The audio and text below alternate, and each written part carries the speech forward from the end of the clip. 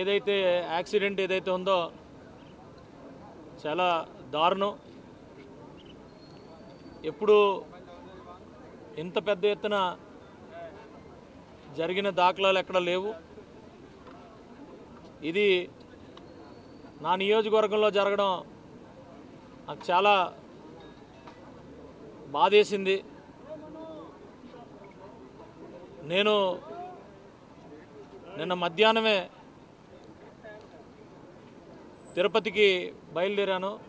అప్పుడే తెలిసింది, తిరుపతిలో ల్యాండ్ అయిన వెంటనే నాకు తెలిసింది. వెంటనే మరి అందరినీ అలర్ట్ చేయడం జరిగింది. నిన్నంతా కూడా ఇక్కడ ఏం జరుగుతుందో ఏంటో తెలియని పరిస్థితి. ఎందుకంటే నార్మల్గా ఇక్కడ ఫార్మాసిటీలో కానీ లేక ఇతర కంపెనీల్లో ఏం జరుగుతుందో మేము ఎస్టిమేట్ చేయగలుగుతాం. ఎందుకంటే చిన్న చితక అప్పుడప్పుడు జరుగుతూ ఉంటాయి, దాన్ని ఎస్టిమేట్ చేయగలుగుతాం. నిన్న ఎస్టిమేట్ చేయలేకపోయాం. ఏం జరిగిందో కూడా అర్థం కాని పరిస్థితి. కానీ నిన్నంతా కూడా మరి జరిగిన అరగంటలోనే కలెక్టర్ గారు కానీ ఎస్పీ గారు కానీ అందరూ కూడా ఇక్కడికి వచ్చి కంటిన్యూస్గా ఇప్పటి వరకు కూడా మరి ఈ రెస్క్యూ ఆపరేషన్లో పాలు పంచుకోవటం వాళ్ళందరికీ మరి నిజంగా, ఎందుకంటే ఇలాంటివి జరగకూడదు కానీ ప్రతి ఒక్కరూ వచ్చారు. అలాగే అందరు కంపెనీలని కూడా అలర్ట్ చేసాం. అందరూ కూడా పరుగు పరుగున వచ్చి రెస్క్యూ చేశారు. నిన్న మాకు ఒకటే,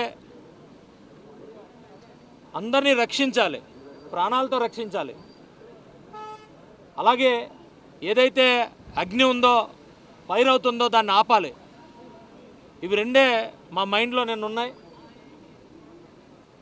మేము నిన్నంతా కూడా మరి మీకు చూసే ఉంటారు, 6-7 గంటల వరకు అగ్ని కూడా కంట్రోల్ అవ్వాల. కంట్రోల్ అయిన తర్వాత కూడా విపరీతమైన హీటు జనరేట్ చేసింది ఆ బిల్డింగ్లో. అయినా కూడా ఎన్డీఆర్ఎఫ్ని వాళ్ళని కూడా తీసుకు లోపల పంపించడం జరిగింది.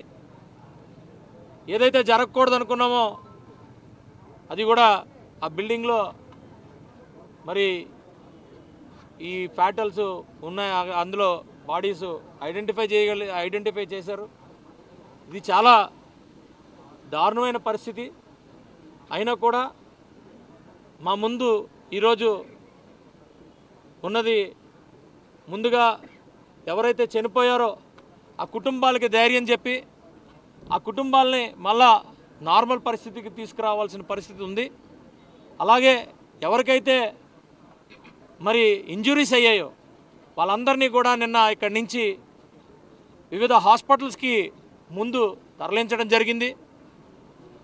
అలాగే అక్కడ high level committee, principal secretaries అందరూ కూడా మరి పూర్తిగా వాళ్ళ కంట్రోల్లో హాస్పిటల్స్ అన్నీ కూడా ఉన్నాయి.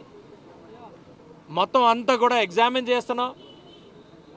మంచి ట్రీట్మెంట్ ఇచ్చి ఇమీడియట్గా వాళ్ళకి రికవరీ చేసే పరిస్థితి మా కాన్సన్ట్రేషన్ పెట్టుకున్నాం. ఇది రెండో బాధ్యతగా మేము తీసుకున్నాం. అలాగే ఏం జరిగిందనేది కూడా తెలుసుకునే పరిస్థితిలో ఇంకా టీమ్స్ వర్క్ చేస్తూనే ఉన్నాయి. నైట్ కూడా మొత్తం బిల్డింగ్ అంతా ఎతకడం జరిగింది. అలాగే క్లూస్ టీం వర్క్ చేస్తుంది, అధికారులు వర్క్ చేస్తున్నారు. ఎప్పటికప్పుడు ముఖ్యమంత్రి గారు, ఉప ముఖ్యమంత్రి గారు, అలాగే మంత్రులు, లోకేష్ గారు అందరూ కూడా కంటిన్యూస్గా ప్రతి 10 నిమిషాలు, పావు గంట కూడా కంటిన్యూస్గా నిన్నంతా కూడా మానిటర్ చేశారు. మేము కూడా ఎంపీ గారు కానీ, నేను కానీ, అలాగే మంత్రులు కానీ, ఎక్కడెక్కడ ఉన్న వాళ్ళందరం కూడా రాత్రి చేరుకున్నాం. ఇప్పుడు ముఖ్యమంత్రి గారు వస్తున్నారు. ఆయన దగ్గర కంటిన్యూస్గా ఫాలోఅప్ చేసిన ఇన్ఫర్మేషన్ అంతా ఉంది.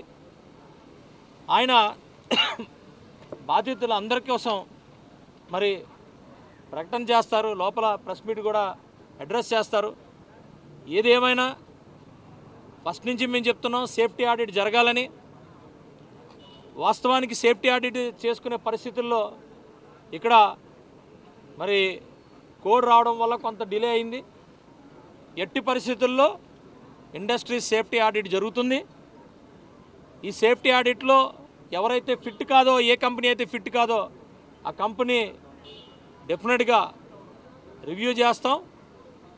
ఎట్టి పరిస్థితుల్లో వితౌట్ సేఫ్టీ ఏ కంపెనీ కూడా అలౌ చేయం. ఇది మంత్రులు అలాగే ముఖ్యమంత్రి గారు కూడా అడ్రస్ చేయబోతున్నారు. నేను ఒక ఎమ్మెల్యేగా నా కాన్స్టిట్యున్సీలో జరిగిన ఈ దారుణాన్ని జీర్ణించుకోలేని పరిస్థితుల్లో ఉన్నాను. అయినా కూడా ఈ కాన్స్టిట్యున్సీ పెద్దగా అన్ని విధాలుగా ఆ కుటుంబాలన్నిటికీ కూడా ధైర్యం చెప్పి వాళ్ళ కోసం నిలబడే పరిస్థితి తీసుకున్నాను. ఎట్టి పరిస్థితుల్లో మళ్ళా అందరూ కూడా నార్మల్గా వాళ్ళ లైఫ్ వచ్చినంత వరకు కూడా వాళ్ళకి మేమంతా కూడా అండదండగా ఉంటామని చెప్పి తెలియజేసుకుంటున్నాం. గత 2 నెలలు ఎమ్మెల్యే అయిన తర్వాత ఈఎస్ఐ హాస్పిటల్ ఏదైతే ఆగిందో వాటికి ఫాలోఅప్ చేసాం కంటిన్యూస్గా. రేపో మాపో మరి కాంట్రాక్టర్ కూడా ఫిక్స్ చేశారు, టెండర్లు కూడా చేసాం ఈ 2 నెలల్లోనే. ఈ కోడ్ రావడం వల్ల మరి శంకుస్థాపన జరగలేదు. కోడ్ అయిపోయింది కాబట్టి శంకుస్థాపన జరుగుతుంది. అది మరి ఎలాగా 2 సంవత్సరాలు, సంవత్సరన్నర పడుతుంది టైం ప్రకారంగా. అప్పటి వరకు కూడా మరి ఈఎస్ఐ మంత్రి గారు కూడా, సుభాష్ గారు కూడా వచ్చారు. ఆయనకి లెటర్ కూడా ఇచ్చాం. ఎస్సీజెడ్ దెబ్బపాలెంలో ఒక హాస్పిటల్ కట్టుంది. ఆ హాస్పిటల్లో ఇమీడియట్గా ఈఎస్ఐ హాస్పిటల్ స్టార్ట్ చేయాలని ప్రపోజల్ కూడా పెట్టాం. అది కూడా విత్ ఇన్